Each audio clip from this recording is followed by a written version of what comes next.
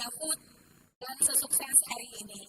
Yes, dan sebelum kita menyambut Mas Sudamek, kita sangat berterima kasih untuk para sponsor seperti Cleo, Masa Hotel, dan seluruh perusahaan One yang sudah menyediakan acara yang luar biasa ini. Sekarang waktu dan tempat dipersilakan kepada Pak Sudamek. Pak Sudamek akan menyampaikan secara online.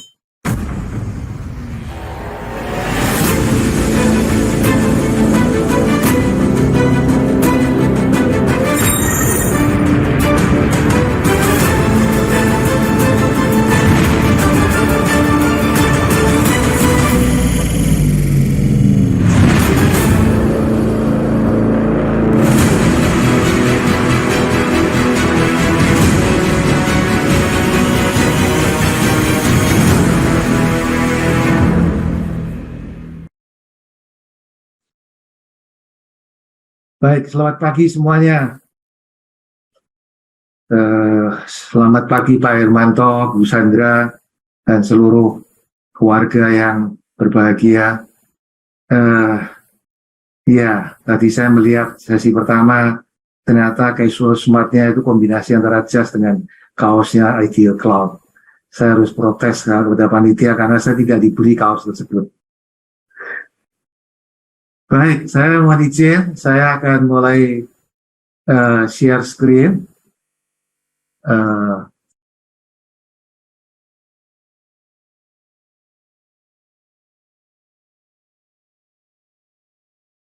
Semua waktu yang diberikan pada saya adalah 40 menit untuk presentasi. Perkenalkan, saya awali dengan slide pertama. Seperti judul yang telah disampaikan oleh panitia tadi, hari ini saya berbicara tentang entrepreneurship, seperti yang telah saya sampaikan di video pengantar saya. Selalu ada dua mazhab tentang entrepreneurship ini. Mazhab yang pertama mengatakan bahwa entrepreneurship bisa dipelajari, tetapi ada yang mengatakan bahwa entrepreneurship tidak bisa dipelajari. Saya kebetulan menganut paham yang pertama, bahwa entrepreneurship sangat bisa dipelajari.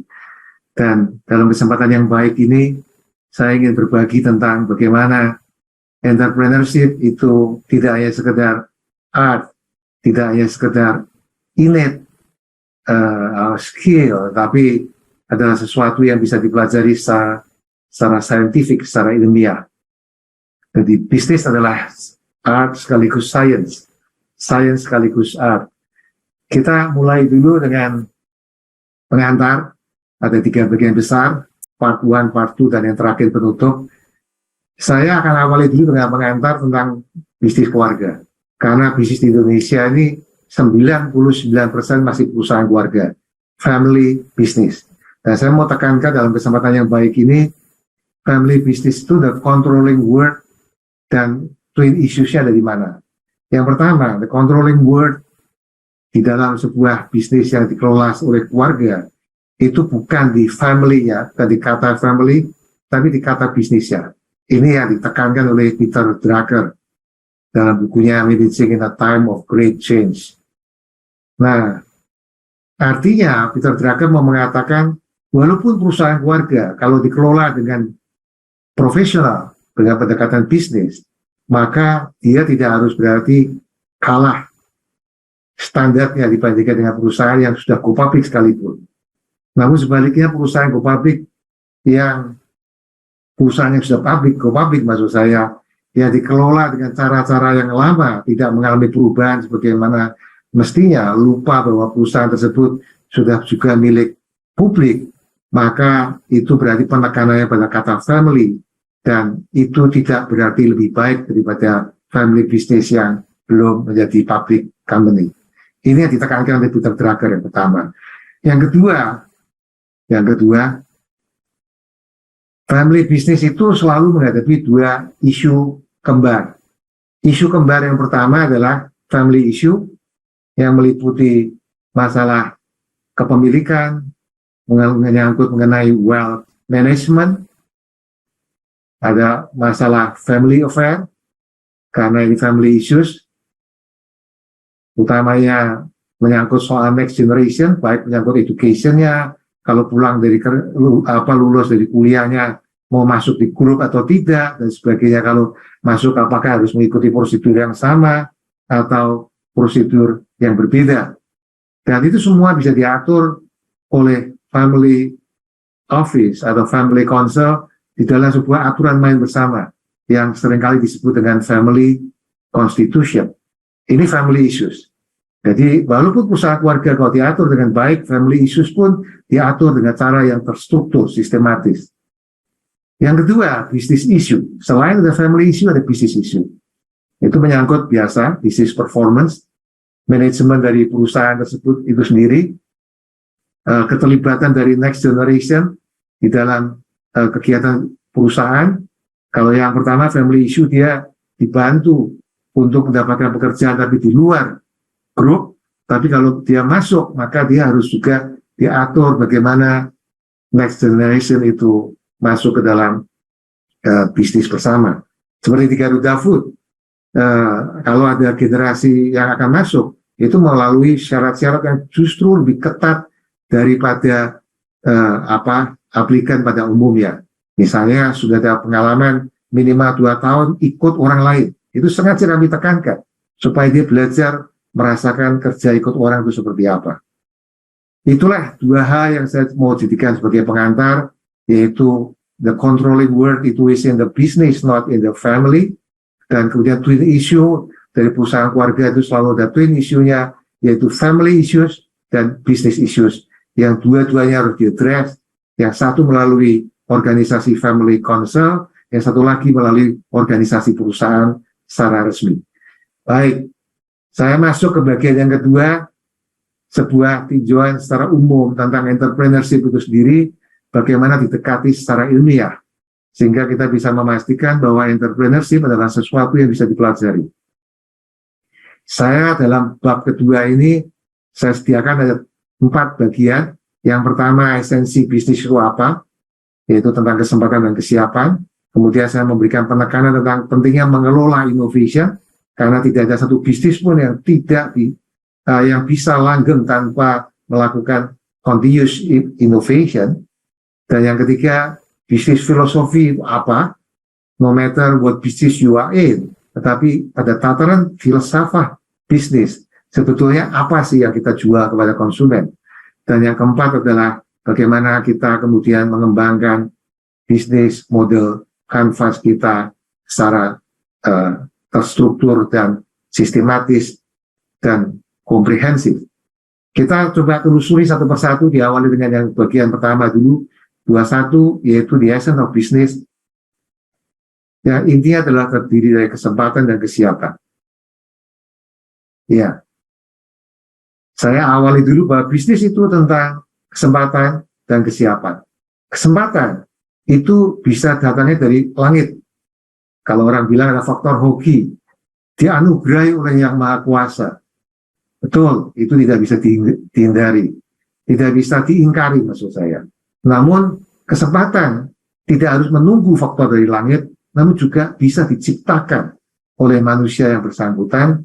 Dan untuk menciptakannya itu bisa baik karena kemampuan lahiriah, innate tadi itu, innate skill yang dimilikinya, atau bisa dengan menggunakan manajemen tools di dalam menciptakan bisnis idea.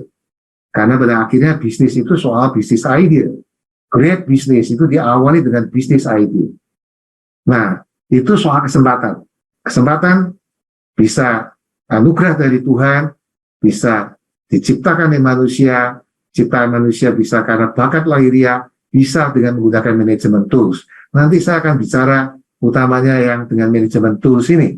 Bakat lahiriah tidak saya bahas, faktor langit tidak saya bahas. Saya akan membahas khusus manajemen tools yang bisa digunakan di dalam menciptakan ide bisnis yang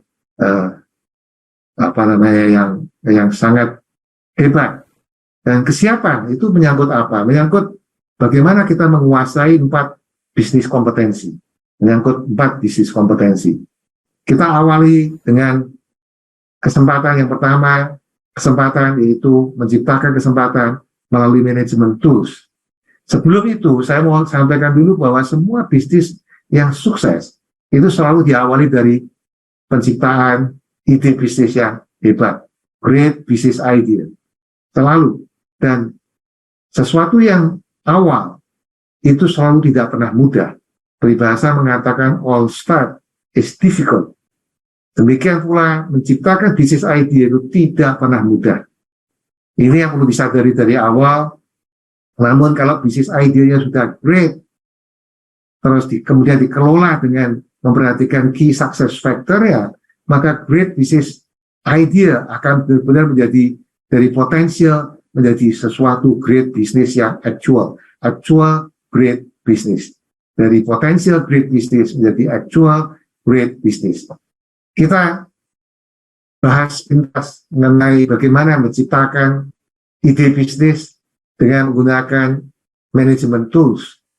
Ada banyak management tool yang bisa dipakai, bisa design thinking, saya akan kupas secara sepintas saja karena ini bahan workshop tersendiri, bisa dengan menggunakan bahan atau tool yang lain, yaitu menggunakan 5 forces-nya Peter Drucker, di Garuda Food bahkan diciptakan 8 step dalam mengembangkan bisnis idea. Namun dalam kesempatan ini, yang sekarang menjadi tren, terutama di negara maju, lebih khususnya lagi di Amerika, studi yang banyak dikembangkan di Harvard, yaitu adalah design thinking. Artinya, itu berpikir tentang bagaimana sebagai seorang desainer. Desainer itu tidak pakai, kalau merancang sesuatu, dia mengambil kertas dan bikin sketch. Tidak pakai perlu waktu yang berlama-lama dia pakai sketch. Begitu dia tidak puas, dia ucap kertas tersebut, dia buang ke tong sampah, ambil kertas lagi, kerjakan lagi, dan sebagainya. Toh, kita masih pada tahapan rencana.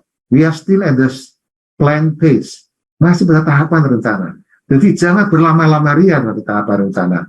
Itu cara berpikirnya seorang desainer. Makanya dikatakan design thinking. Design thinking pada dasarnya gambar ini kelihatan rumit, tetapi esensinya adalah bagaimana diawali dengan inspirasi, kemudian balik lagi pada ideation, tadi great business idea, ideation, dan yang ketiga adalah bicara tentang execution atau implementation, dan kemudian akan mutar kembali lanjut kepada inspiration, ideation lagi, implementation, jadi sebuah lingkaran yang reiteratif sebagai indikasi terus perlu dilakukannya continuous improvement. Dan continuous improvement itu adalah bagian dari continuous innovation. Balik lagi, disinilah pentingnya inovasi. Saya nanti akan sampai kepada tahapan di situ. Kita awali dulu tentang design thinking ini secara sepintas saja. Sekali lagi ini hanya untuk ilustrasi, tidak bertujuan untuk membuat Anda menjadi paham, apalagi menjadi kata terhadap tool yang disebut design thinking ini. Sekedar ilustrasi, yang kepengen mempelajarinya bisa mendalaminya lebih lanjut. Ada 5 langkah di dalam design thinking. Yang pertama adalah empathize. Nah, ini menarik. Design thinking itu menekankan pentingnya pada sense of empathy. Jadi dalam hidup itu manusia harus mengembangkan rasa empati. Ini menarik sekali. Sebuah konsep yang dikembangkan di Barat, tetapi menekankan pada pentingnya empati, pertanda bahwa Barat mulai menyadari tentang pentingnya hubungan antar manusia. Individualisme pelan-pelan mulai ditinggalkan. Empathize. Empathize itu pada dasarnya adalah bagaimana kita membangun sebuah insight, kenali sebuah insight yang mendalam, deep understanding dari tantangan-tantangan yang dihadapi oleh calon customer kita. Jadi setiap customer sebelum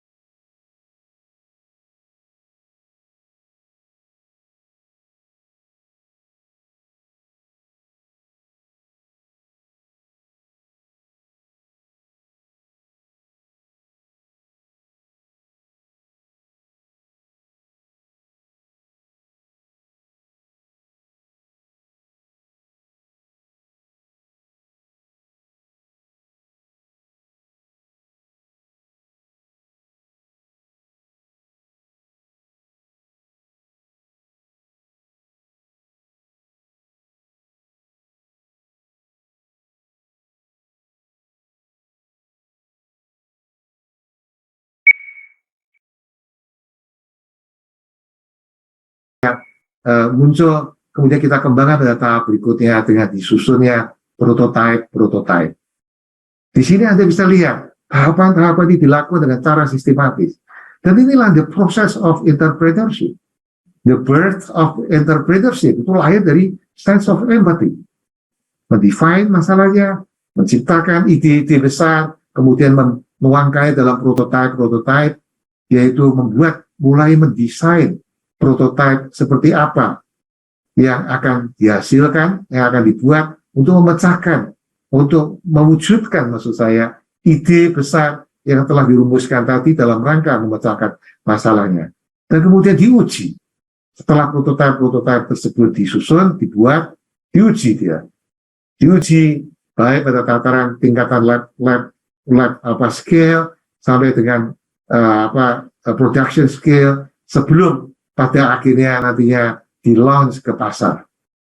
Disinilah kita pentingnya dalam melakukan pengujian ini fokus kepada continuous innovation, tapi yang menggunakan cycle yang pendek-pendek. Dalam konteks terus melakukan perbaikan, seperti cara berpikirnya, cara bekerjanya seorang desainer tadi. Nah, hadirin yang berbahagia, itulah design thinking sebagai salah satu tool dalam manajemen tools, dalam rangka menciptakan bisnis idea supaya bisa menciptakan kesempatan. Karena bisnis itu tentang kesempatan, opportunity, atau kesiapan, our readiness. Nah, sekarang kita masuk kepada readiness. Yang di Garuda Food kami kembangkan ada 4 kompetensi bisnis yang harus dibangun, yaitu yang pertama adalah mengembangkan, menguasai, pastikan bahwa kita menguasai know-how atau teknologi dari bisnis yang akan kita masuki. Kalau kita sudah putuskan mau masuk di bisnis minuman, seperti yang dilakukan oleh Pak Hermanto, tentu know-how-nya akan berbeda dengan cat, walaupun sama-sama benda cair ya. Satunya cair untuk mencat sesuatu benda tertentu, sedangkan satunya untuk masuk ke dalam tubuh. Prosesnya berbeda, bahan bakunya berbeda, teknologinya berbeda, know-how-nya berbeda. Ini harus dipastikan bahwa kita sadar what business are we going to be in, yang harus dikuasai. Kompetensi pertama. Kompetensi kedua, membangun jejaring. Bisnis is about networking. Ini saya kira nggak perlu saya uraikan, dari ke belakang maupun ke depan, apalagi generasi milenial sangat memahami tentang pentingnya networking tersebut. Ujung-ujungnya juga soal modal. Soal modal harus juga dipikirkan bagaimana solusinya terhadap pemilikan modal tersebut. Dan yang terakhir adalah kompetensi manajemen. Manajemen itu adalah sebuah alat bantu generik yang sifatnya intangible, tapi peran dan tingkat kepentingannya bisa dipastikan yang sangat menentukan keberhasilan sebuah usaha. Di dalam manajemen tentunya terdapat soal leadership. Jadi hadirin semuanya berbahagia, 4 kompetensi inilah yang harus dibangun, dan apabila bisa dibangun dengan relatif lengkap dan dengan mastery level yang cukup baik, maka bisa dipastikan success rate dan bisnis Anda akan berhasil. Anda bisa gunakan ini untuk melakukan assessment terhadap bisnis Anda yang sedang struggling, bisnis Anda yang sudah mulai jalan, dan bisnis Anda yang terbang tinggi. Anda bisa lihat dengan 4 kompetensi ini nilainya akan berbeda-beda antara bisnis yang masih sedang struggling sampai dengan bisnis yang sudah sukses luar biasa. Ini bisa digunakan sebagai tool untuk melakukan assessment, tetapi sekaligus juga tool dalam rangka untuk mempersiapkan diri. Sekali lagi, manajemen is sebuah PDCA, Plan, Do, Check, Act. Ini pada tataran plan phase, tahapan rencana. Ada 4 kompetensi bisnis yang harus dibangun, dikendalikan, dikuasai. Yang berikutnya, balik lagi, seorang entrepreneur itu bukan manager. Manager bukan seorang entrepreneur. Tetapi seorang entrepreneur yang sukses, dia adalah seorang manajer sekaligus seorang entrepreneur. Disinilah kemudian di Garuda Food, kami mengembangkan sebuah matriks di mana ada 2 sumbu, ya, satu sumbu vertikal managerial skill, jadi dimensi manajemennya, yang satu lagi adalah dimensi kecerdasan entrepreneurialnya. Nah, Kalau kecerdasan manajemennya tinggi, entrepreneurial intelligence-nya rendah, maka dia murni seorang manajer. Namun di kuadran yang diagonal, kalau dia entrepreneurship-nya tinggi, kecerdasan entrepreneurnya tinggi, tetapi managerial skill-nya lemah, maka dia adalah hardcore entrepreneur. Saya pernah alami kerja ikut orang selama 14 tahun dengan profil dari pemiliknya yang berbeda-beda. Ada yang kuat entrepreneurnya, ada yang cukup seimbang. Ada yang terlalu berpikir sebagai seorang manajer, hanya mau cari safety first-nya saja. Dan di situ akan kelihatan hasilnya. Seorang entrepreneur sejati, dia akan sukses menciptakan bisnis-bisnis baru, tetapi akan menjadi tantangan besar untuk mempertahankan bisnisnya dalam jangka panjang, karena dia tidak mempersiapkan manajemen dengan baik. Tetapi seorang manajer, dia akan sulit membangun sebuah bisnis baru, karena seorang manajer pada dasarnya adalah orang yang lebih kepada risk averse individual. Individu yang lebih mencari amannya, tidak berani melakukan perubahan. Padahal seorang entrepreneur itu harus berani melakukan perubahan. Dan dua kondisi ini tidak pernah ideal. Maka yang paling ideal adalah managerial skill-nya tinggi, entrepreneurial intelligence-nya juga tinggi. Anda bisa belajar dari Pak Hermanto itu. Pak Hermanto barangkali secara formal pendidikannya tidak terlalu setinggi Anda semua yang masih muda-muda, tetapi dia adalah seorang pembelajar seumur hidup. Dia seorang pengusaha dengan entrepreneurship yang kuat sekali, entrepreneurial intelligence yang kuat, tapi sekaligus mau belajar, dan satu persatu perusahaannya ditransformasikan dari public company dengan membangun sistem yang rapi, sehingga perusahaan tersebut bisa dipastikan akan sustainable di dalam jangka panjang. Inilah kuadran yang kanan atas seorang entrepreneur yang sekaligus manajer, seorang manajer yang sekaligus mempunyai entrepreneurship. Tapi jangan pernah membiarkan diri Anda tetap di kuadran yang kiri bawah, yang saya beri nama seorang gambler. Sudah nggak punya entrepreneurial intelligence, manajemen pun juga kosong. Nah, orang seperti ini akan gagal, karena untuk bisa menjadi entrepreneur manager, seorang manager harus mengembangkan entrepreneurship-nya. Seorang entrepreneur, hardcore entrepreneur harus mengembangkan managerial skill-nya. Karena arah ideal itu memang roadmap-nya adalah seperti ini. Sedangkan seorang gambler, dia harus belajar manajemen dan belajar entrepreneurship secara berturutan atau bersama-sama.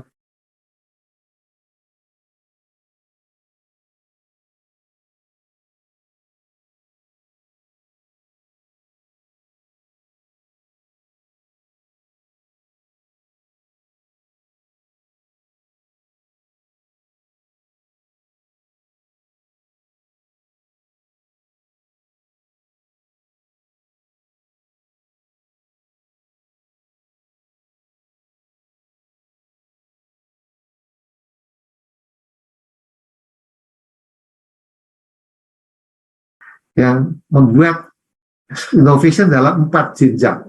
Jenjang yang paling bawah, yang paling relatif mudah, walaupun innovation tidak ada yang mudah, tapi yang relatif paling mudah adalah operational innovation, yaitu adalah ini masuk kategori continuous improvement. Yang kedua adalah product and services innovation. Disinilah biasanya kita seringkali memaknai bahwa innovation dalam artian yang ini, dalam artian product and services. Padahal innovation bukan hanya product and services. Diawali dari operational innovation, yang relatif ini adalah low hanging fruit dan barangkali bahkan ground fruit. Ini sudah barangkali masuk di dalam bagi fruit, bahkan high hanging fruit. Semakin ke atas, semakin high hanging fruit. Dan strategic innovation adalah inovasi dalam bentuk strategi yang tentunya menjadi semakin sulit. Dan yang terakhir adalah manajemen innovation. Di Garuda Food, dalam perjalanan saya sebagai seorang CEO, saya pernah melakukan 1, 2, 3, terutama 1, 2, dan 3. Dan ini telah berhasil mendongkrak perusahaan pada waktu dari awal saya pegang dengan turnover 12 miliar rupiah, bukan US dollar, 12 miliar rupiah. Di tahun pertama saya memegangnya, lalu diminta oleh keluarga untuk membantu mengenai perusahaan keluarga. Dan dengan 3 jenis innovation itu, kami berkembang, puji Tuhan, sampai hari ini tahun 2022 ini diperkirakan mencapai 15 triliun. Tidak semuanya sudah kita go publikan, baik yang sudah go public maupun yang belum go public, total kira-kira sudah mencapai 15 triliun. Artinya lebih dari 12.000 kali karena soal innovation. Karena soal innovation. Produk SKU, stock keeping unit yang dulunya hanya 4 SKU, sekarang menjadi 149 SKU. Itu juga karena hasil dari innovation. Utamanya adalah innovation yang kedua.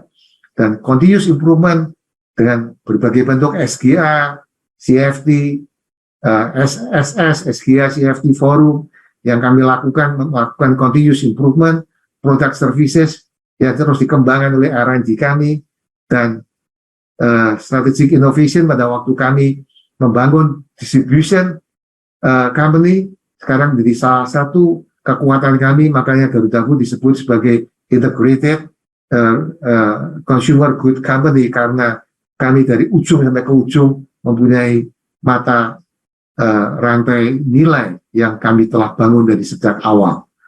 Management innovation to some extent juga kami lakukan, baik itu bentuknya dalam bentuk perbaikan pengembangan leadership maupun perbaikan terus-menerus new business model. Tetapi semakin dahsyat new business model yang diciptakan, semakin breakthrough, semakin novelty-nya belum ada di tengah-tengah industri yang bersangkutan, maka disitulah dia menjadi akan dipastikan memenangkan peperangan.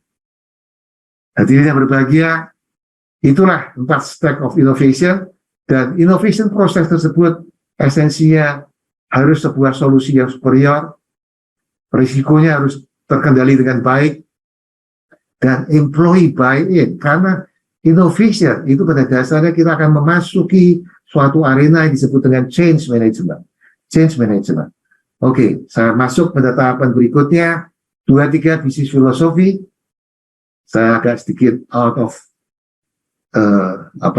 time target yang saya targetkan. Hadirin yang berbahagia, kalau ditanya what business are you in, jawabannya bisa macam-macam. Saya di digital company, saya di industri distribusi, saya di industri consumer good, saya di industri makanan, industri minuman, dan seterusnya. Tetapi ada satu underlying factor yang mengintegrasikan dari berbagai bisnis tadi, tidak peduli bisnis apa yang Anda kerjakan, ada things in common pada tataran filosofi berbisnis, yaitu konsumen pada dasarnya memberi nilai tambah. Dan nilai tambah rumusnya adalah quality dibagi dengan cost. Dan nilai tambah customer itu dijabarkan total customer value. Jadi ini quality ya, total customer value ini adalah quality-nya, meliputi bukan hanya product value, bukan hanya service value, tapi juga image value, personal value, brand, image value termasuk di dalamnya brand value dan sebagainya. Dan ini bila dikurangi dengan total customer cost, total custom yang dikeluarkan oleh customer baik dalam bentuk uang atau harga yang dia bayar, waktu, energi, dan faktor psikis yang harus diupayakan ya dalam rangka mendapatkan produk dan jasa tersebut, hasilnya harus positif, dan itulah yang dikatakan customer added value. Walaupun saya harus tekankan kata added ini adalah relatif dibandingkan dengan kompetitor. Kita bisa saja mempunyai customer value positif, tetapi belum tentu added value apabila ternyata added value kita kalah besar dibandingkan dengan kompetitor kita. Baik, kita masuk pada tahapan yang terakhir. Itulah bisnis filosofi, bahwa terlepas dari industri apapun Anda berada, maka Anda berada pada bisnis filosofi untuk mendeliver customer added value. Itu yang Anda jual, bukan cat atau minuman Clio yang dijual oleh Pak Hermanto atau cat Avian, tapi yang dijual oleh Pak Hermanto adalah added value.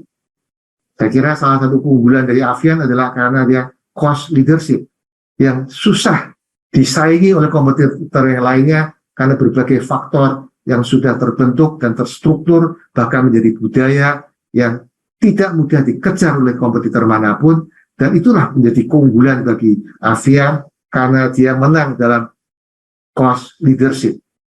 Dan menurut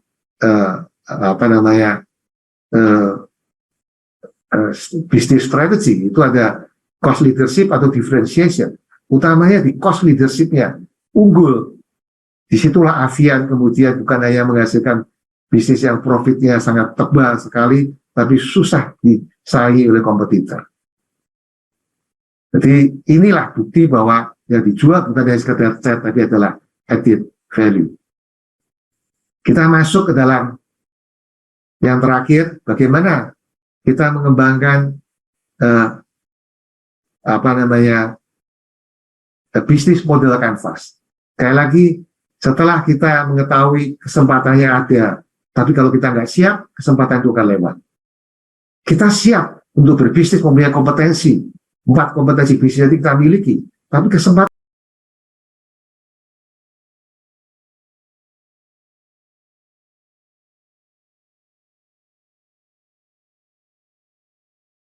yang tidak datang, itu pun juga tidak bisa ditangkap. Kalaupun kesempatan dan kesiapan ada, tetapi kita tidak melakukan innovation berkelanjutan, maka the sustainability of the business juga akan perlu dipertanyakan. Dan utamanya pada tataran filsafat bisnisnya, kita yakinkan bahwa kita bukan menjual makanan atau minuman, bukan menjual komputer, bukan menjual software, bukan menjual arloji dengan Richard Mille yang harganya sampai miliaran, tapi yang kita jual adalah value added. Dan bahkan itu bentuknya bisa dalam bentuk brand. Kalau sudah pakai Richard Mille itu kan rasanya menjadi lebih mantap gitu ya. Walaupun saya sendiri tidak pernah pakai Richard Mille, saya pakai arloji untuk kesehatan saja. Tetapi bagi yang mendambakan image dalam bentuk brand sebuah arloji Richard Mille, menggunakan arloji Richard Mille itu sebuah kepuasan tersendiri. Dan mereka rela, willingness to pay-nya ada di sana. Nah, yang terakhir, hadirin yang berbahagia, saya mau sampaikan bagian yang kedua di sub bagian yang keempat, yaitu bagaimana untuk memenangkan persaingan itu melalui mengembangkan bisnis model canvas atau BMC. Ini adalah sebuah framework, ya juga sebetulnya bahan workshop. Sebuah framework yang dikembangkan oleh seorang entrepreneur dari Swiss di tahun 2005, bernama Alexander Osterwalder. Alexander Osterwalder itu mengembangkan sebuah conceptual framework yang disebut dengan BMC, Business Model Canvas, di mana ada 9 elemen yang disodorkan. Dan diawali dari yang pertama, yaitu prosesnya dengan sekali lagi customer segment. Ini nyambung lagi dengan tadi yang disampaikan dalam design thinking tadi, framework design thinking, di mana diawali dulu dengan pain point, apa yang dibutuhkan, apa yang masalah dihadapi, tantangan-tantangan yang dihadapi oleh konsumen yang akan kita layani. Disitulah kita kenali customer segment yang akan kita bidik tersebut sedemikian rupa, sehingga pada saat kita tahu pain point, masalah, tantangan yang dihadapi seperti apa, di situ baru kita kemudian bisa memunculkan ide-ide terobosan dalam rangka untuk memecahkan masalah. Dan disitulah kita masuk pada tahapan yang kedua, yaitu menciptakan value proposition, atau lebih tepatnya bahasa orang marketing UVP, Unique Value Proposition, yang kalau itu berhasil diciptakan, maka disitulah kita punya keunggulan kompetitif, bukan hanya sekedar komparatif dibandingkan dengan kompetitor. Kita punya uniqueness yang tidak mudah ditiru oleh kompetitor kita, dan itu sekaligus mengadres masalah yang dihadapi oleh konsumen. Jadi ini sequence-nya tidak boleh terbalik-balik. Dari customer segment, kemudian value proposition, dan ketiga, dengan value proposition tersebut, kita bisa mengetahui, oh kalau demikian, maka revenue stream yang kita hasilkan seperti apa.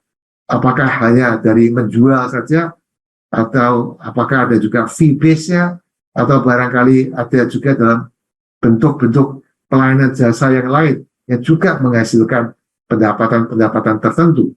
Di situ akan ditentukan oleh value proposition yang akan kita berikan pada konsumen, akan menginspirasi bagi kita revenue seperti apa yang akan kita hasilkan.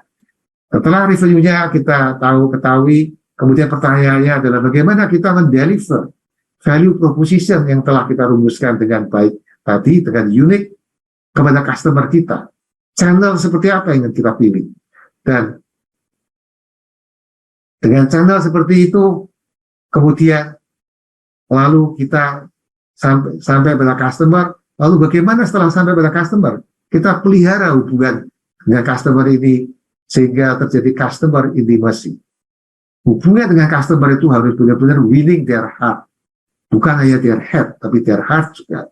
Dan itu bicara pada tataran customer retention, customer relationship development. Dan setelah tahapan kelima ini, tahapan keenam, kalau customer relationship-nya seperti itu, kalau value proposition-nya seperti itu, maka aktivitas-aktivitas seperti apa yang harus kita kerjakan? Key activities, aktivitas-aktivitas utama seperti apa yang kita kerjakan.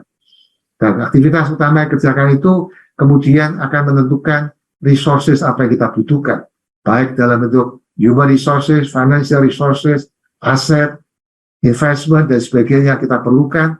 Dan di situ sekaligus akan menentukan partner atau mitra-mitra bisnis seperti apa yang akan memungkinkan kita untuk memenangkan persaingan ini dalam rangka mendeliver value proposition yang telah kita rumuskan, key resources yang telah kita siapkan, key activities yang sudah kita rencanakan dengan baik. Dan sekaligus di situ ditutup dengan tahapan-tahapan ini, Anda akan menemukan cost structure-nya seperti apa. Biaya apa yang paling Pareto yang paling besar yang harus kita kelola dengan baik, seperti yang Pak Hermanto pernah ceritakan kepada saya bagaimana investasi di bidang tertentu. Saya tidak sampaikan poinnya yang menyebabkan akhirnya cost structure itu jadi yang Pareto-nya paling rendah dibandingkan pemain-pemain lainnya. Dan inilah yang akhirnya memenangkan 1-9, memenangkan persaingan secara keseluruhan. Dan ini sekedar ilustrasi, ini adalah BMC model yang coba kami kembangkan di dalam sebuah social enterprise yang kami bangun. Jadi model ini di dalam social enterprise pun applicable. Diawali dengan customer segmentation-nya, dengan bisa menggunakan Kanto model, competitor analysis, membangun customer relationship, channel-nya dulu, kemudian value proposition-nya dulu, maksud saya dirumuskan, kemudian channel-nya seperti yang nampak di layar ini, dan seterusnya. Ini adalah bisnis model dari sebuah pendidikan. Saya katakan mereka dari social enterprise karena di bidang pendidikan. Dan kalau ini semua dikerjakan dengan execution capability yang penuh kedisiplinan sehingga bisa dipastikan sesuai dengan rencana, maka the winning strategy akan tereksekusi dengan baik. Ini sekedar untuk ilustrasi, saya tidak masuk satu persatu sebagai ilustrasi, tapi yang penting adalah urut-urutannya dalam BMC ini adalah seperti ini. 1-9. Ya, hadirin yang berbahagia, mohon izin saya tutup dengan bagian penutup persis dengan waktu yang dialokasikan 40 menit. Yang pertama, bahwa kalau bicara dengan family business, ingat, selalu ada twin issues. Entrepreneurship itu bisa dipelajari dengan menggunakan manajemen sistem dan manajemen tools tertentu, bukan hanya sekedar sesuatu yang bakat lahiriah. Bisnis itu adalah sains sekaligus seni, art.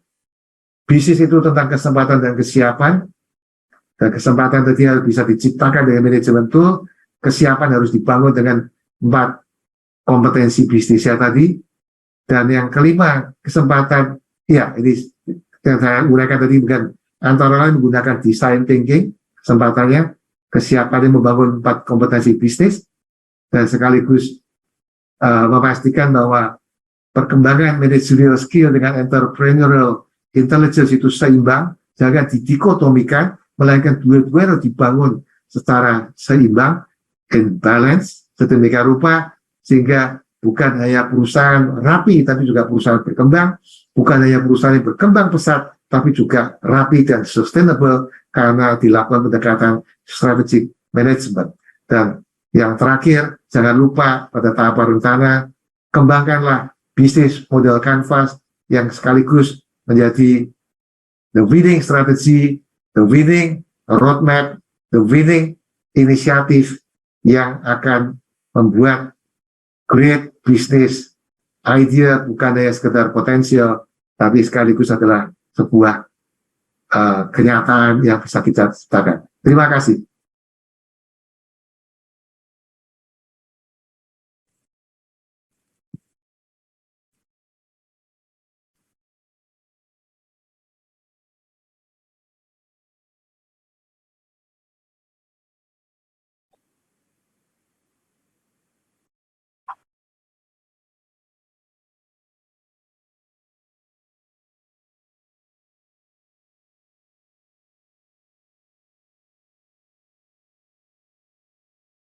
Saya kok nggak dengar suaranya ya? Suaranya nggak terdengar, Adit. Suara dari floor tidak terdengar.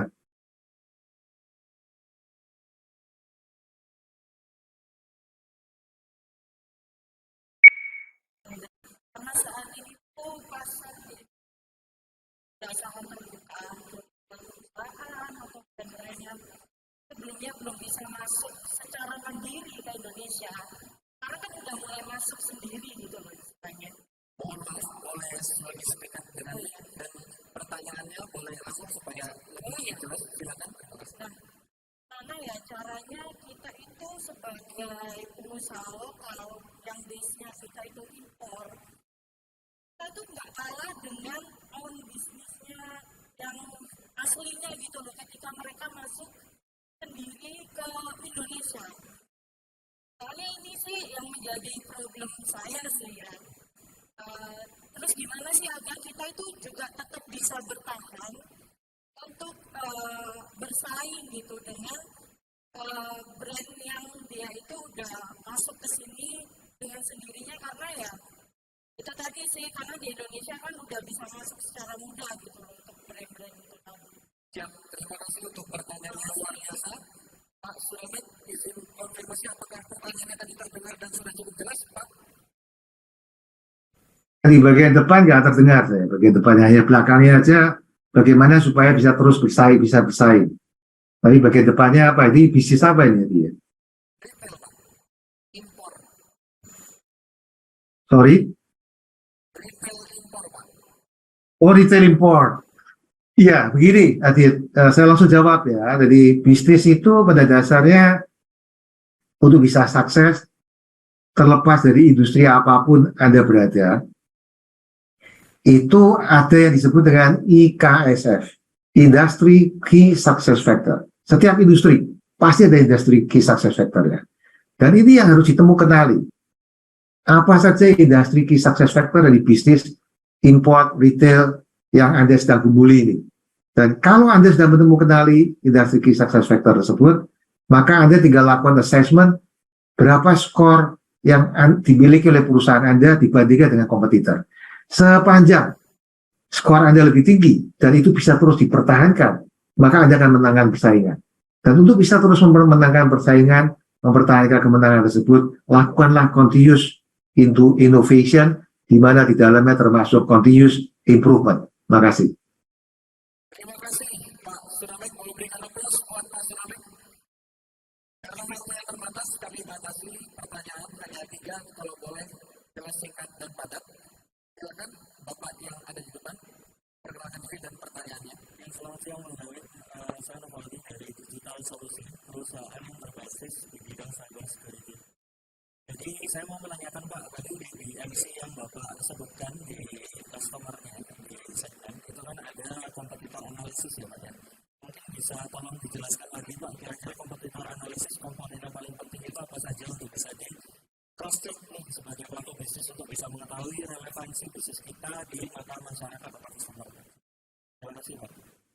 Iya. Terima kasih atas pertanyaannya. Silakan Pak, silakan. Baik, ya kompetitor analisis tersebut jadi penting sekali untuk mengetahui apakah kita mendeliver nilai tambah atau tidak. Dan nilai tambah tersebut bisa dilihat dari rumusnya, dari segi produknya, dari segi produk value-nya, service-nya, dari segi image-nya, bisa segera dilihat dari segi cost-nya, apakah kita mempunyai keunggulan atau tidak dibandingkan dengan kompetitor, bisa dilihat juga dari segi channel yang kita pilih, dan seterusnya. Singkat kata, industri key success factor-nya itu apa saja, itu pastikan bahwa kita sedapat mungkin, kalaupun tidak semuanya, sebagian besar, kita harus mempunyai keunggulan dibandingkan dengan kompetitor. Jadi kalau mau dianalisa, bisa menggunakan salah satu tool-nya adalah merumuskan industri key success factor. Dari industri key success factor itu yang dipakai sebagai dasar untuk melakukan competitor analysis. Terima kasih. Terima kasih Pak Suremek. Dan untuk kesempatan pertanyaan terakhir, silakan.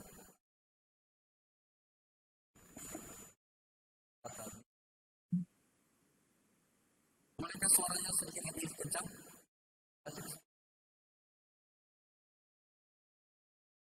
Nah, terdengar. Tidak terdengar? Atau boleh berganti ke mic yang ada di depan? Silakan.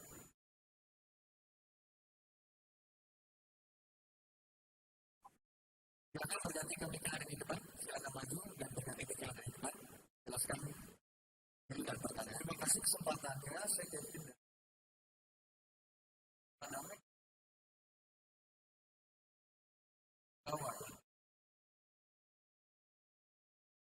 Maaf, saya nggak mendengar ya. Suaranya tidak terdengar, Pak. Pak, bagaimana caranya dari 14 tahun sebagai pegawai menjadi entrepreneur yang sukses? Bagaimana caranya? Itu pertama. Kedua, sebagai apa? Perlu poinnya bisa. Terima kasih. Siap, cukup jelas. Terima kasih. Silakan Pak Suremek. Ya, saya ini anak yang murtad, dalam artian sama ayah saya disesali pada waktu saya memutuskan kerja ikut orang. Ayah saya punya filosofi, biarpun kecil jadilah tuan bagi dirimu sendiri. Itu. Nah, saya kerja ikut orang bahkan hampir 14 tahun, 13 tahun lebih ya, 13,5 tahun. Tetapi saya tidak pernah menyesali dengan keputusan saya, karena dengan di situ saya belajar the science of the business. Saya belajar di sana, bagaimana saya ikut di berbagai korporasi, saya belajar berbagai sistem, sehingga pada waktu memegang bisnis sendiri, saya siap dengan pengalaman yang saya peroleh di berbagai korporasi tadi. Karena kalau tidak, mungkin saya hanya menjadi hardcore entrepreneur tadi yang matrix tadi, bukan manajer tidak, tapi akan jadi entrepreneur semata-mata, tapi mungkin tidak pernah terbentuk menjadi seorang entrepreneur manager. Nah, selama saya kerja ikut orang, saya tidak pernah melupakan cita-cita saya, karena kami dari keluarga pengusaha, apalagi anak laki satu-satunya yang menjadi karyawan perusahaan lain. Semua keluarga ada 11, 7 laki-laki, 4 perempuan. Yang laki-laki 7 itu yang ikut orang hanya saya saja. Makanya disesali oleh ayah saya. Walaupun akhirnya saya katakan saya tidak pernah menyesali keputusan saya. Nah, yang esensinya perlu saya sampaikan adalah pada waktu kita bekerja ikut orang itu, proses pembelajaran tersebut harus terjadi. Proses pembelajaran itu terjadi. Kalau proses pembelajaran terjadi, maka akan banyak yang kita peroleh sebagai bekal, sehingga pada waktu kita akhirnya memutuskan masuk sebagai pengusaha, kita relatif sudah dilengkapi dengan kompetensi yang semakin utuh. Nah, apakah lalu kemudian serta-merta saya berhasil dari pengusaha? Kenyataannya tidak. Pada waktu saya sebelum memegang perusahaan kacang Garuda, sekarang dari Garuda Food, itu saya merintis sebuah bisnis bersama-sama dengan Pak Sudikat Mono, membangun pabrik stainless steel. Dan akhirnya bisnis itu gagal. Karena 4 kompetensi bisnis yang saya katakan tadi tidak pernah disiapkan sebelumnya. Itulah yang membuat proses pengalaman dan pembelajaran yang saya dapatkan, 4 bisnis kompetensi tadi, know-how, teknologi kompetensi,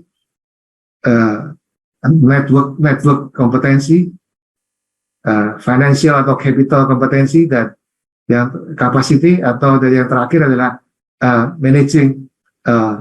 manajemen kompetensi. Itu harus dibangun keempat-empatnya. Kalau seandainya itu saya siapkan dari awal, maka bisa saja bisnis yang dulu saya rintis itu akan berhasil. Walaupun kemudian kalau saya bolak-balik lagi, kalau itu jalan, bisa jadi saya burnout